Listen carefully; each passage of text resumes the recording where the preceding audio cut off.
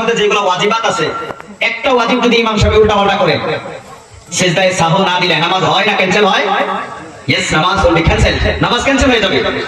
তাহলে যে ওয়াজিব তরক করার কারণে নামাজ ক্যান্সেল হয়ে যায়, সেই ওয়াজিব যদি আমরা তরক করে ওয়াজ আরম্ভ করি, তাহলে বলেন এই ওয়াজ গ্রহণযোগ্য হবে না ক্যান্সেল হবে আল্লাহর কাছে?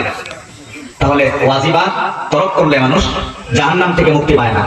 ফরজ ইবাদত যেগুলো আছে এগুলো যদি মানুষ ছেড়ে দেয়, তাহলে মানুষ জান্নাতে ঢুকতে পারে না। সুন্নত মুআক্কাদা কেউ যদি ছেড়ে দেয়, যোহরের আগে 4 রাকাত নামাজ, ফরজ নামাজের আগে 4 রাকাত সুন্নত মুআক্কাদা কেউ যদি ছেড়ে দেয়, কিয়ামতের দিন রাসূল তার পক্ষে সুপারিশ করবেন না। এখন বলেন কোনটা বেকার? না সবগুলো কাজে লাগবে? আপনারা বলেন বেকার না সবগুলো কাজে লাগবে? সবগুলো কাজে লাগে। এজন্য ওয়াজিব নামাজের সালামের উত্তর দেওয়াটা ওয়াজিব। আমি আবার সালাম দেব। এখন দেব কে কে খুশি আর কে কে সজাগ আছেন ইনশাআল্লাহ। ঠিক আছে তো ইনশাআল্লাহ? আমি আবার সালাম দিই, আপনারা সবাই উত্তর দিবেন।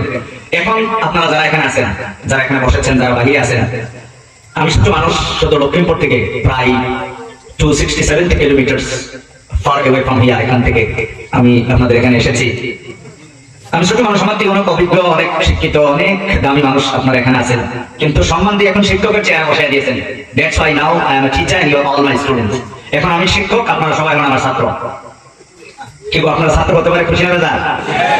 কে কে খুশি? হাত টান তো ইনশাআল্লাহ দেখুন। মাশাআল্লাহ, মে আল্লাহ অ্যাকসেপ্ট ইউ। সে আমিন, বলেন আমিন। মাশাআল্লাহ। বলেন এখন যে ছাত্র বানাইলাম, অনেক মুরব্বী বাবাজিরা অনেক খুশি হয়েছে, কারণ 60-70 বছর পরে আজকে ছাত্র হতে পারলো।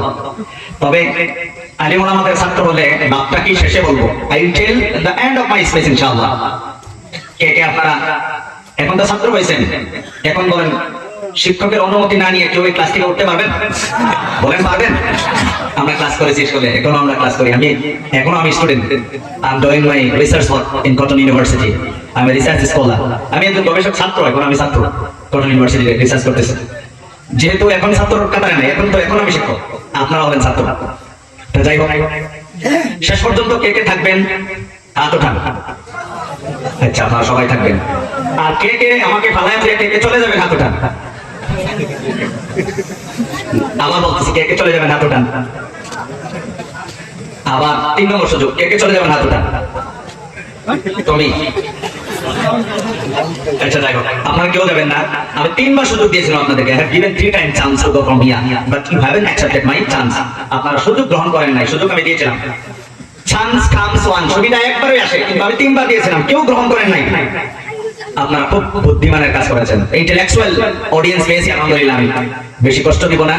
আমি যে কয়েকটি আয়াত তেলাওয়াত করেছি কোরআনুল কারীম থেকে, হাদিস থেকে 2টি হাদিস আপনাদের সম্মুখে পাঠ করেছি, এগুলো ইনশাআল্লাহ কিছু বলেই আমরা ইনশাআল্লাহ আজকের ক্লাস শেষ করব ইনশাআল্লাহ। ক্লাসের শেষ পর্যন্ত আপনারা থাকবেন বলে ওয়াদা করেছেন, কেউ যাবেন না বলেছেন।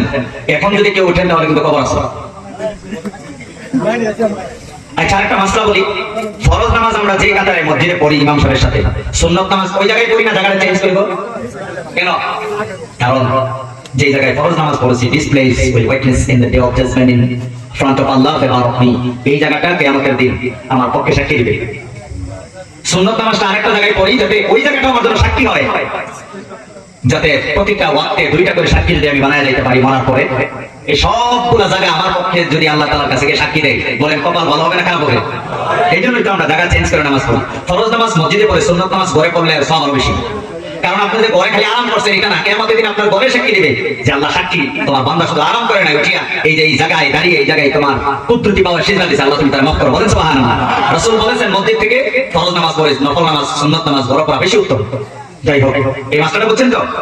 আমার আগে যেই আমার ভাই ওয়াজ করেছেন, যেই জায়গায় বসে বসে আপনারা ওয়াজ শুনছেন, এই জায়গা তো সাক্ষী হয়ে গেল।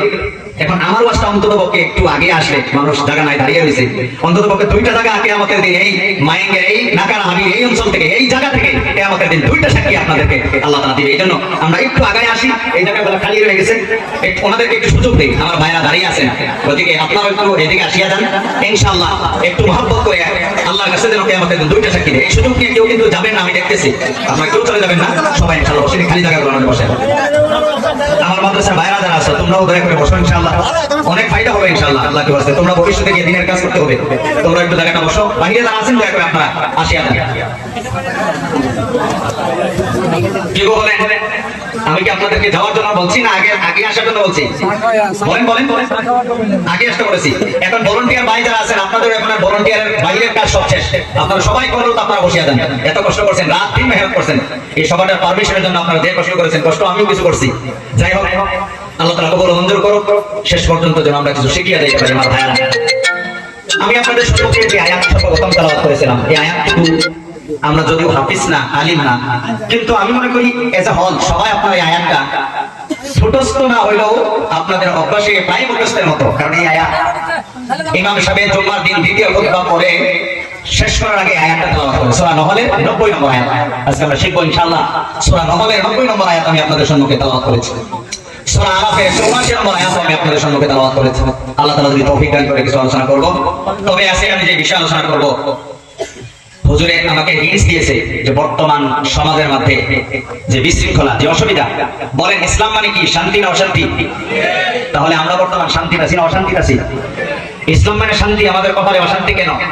এটা একটা সাধারণ প্রশ্ন না সিরিয়াস প্রশ্ন? বলেন সবাই বলেন, সাধারণ প্রশ্ন না সিরিয়াস প্রশ্ন?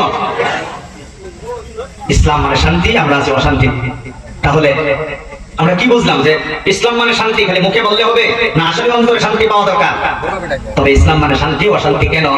এই ঘটনাটা একটা উদাহরণ দিয়ে আপনাদেরকে বোঝাই। আমার একটু ব্যাগে যাইতে হবে। ব্যাগে মানে একটা জনপ্রিয় খেলা আছে ক্রিকেট খেলা। এই খেলা বলার যখন বল মারে তার একটা নির্দিষ্ট জায়গা আছে, এই জায়গা দাঁড়িয়ে বল মারলে কোনো অসুবিধা নেই, কোনো ফাউল হবে না, তার বল হবে। কিন্তু এই বলারে ব্যাগে যায়। ব্যাগে কেন যায়? বলের স্পিড বাড়ানোর জন্য ব্যাগে যায়, স্পিড বাড়ানোর জন্য ব্যাগে যায়। গিয়া দৌড় দিয়া যখন বলটা মারে, বলটা অনেক স্পিড হয়। এই জন্য আমি আজকে একটু ব্যাকগ্রাউন্ডে যাবো, যাতে আপনাদের হৃদয়ে কথাগুলো যাতে খুব আঁচ করে বসে, জীবন ভর যেন মনে থাকে। আর এইভাবেই যেন আমরা জীবনের এই দুনিয়ার জীবনটা আমরা কাটাই। তাহলে আমাদের জন্য অপেক্ষা করতেছে একটা লাইফ, চির জীবনের সুখ শান্তি আখেরাতে।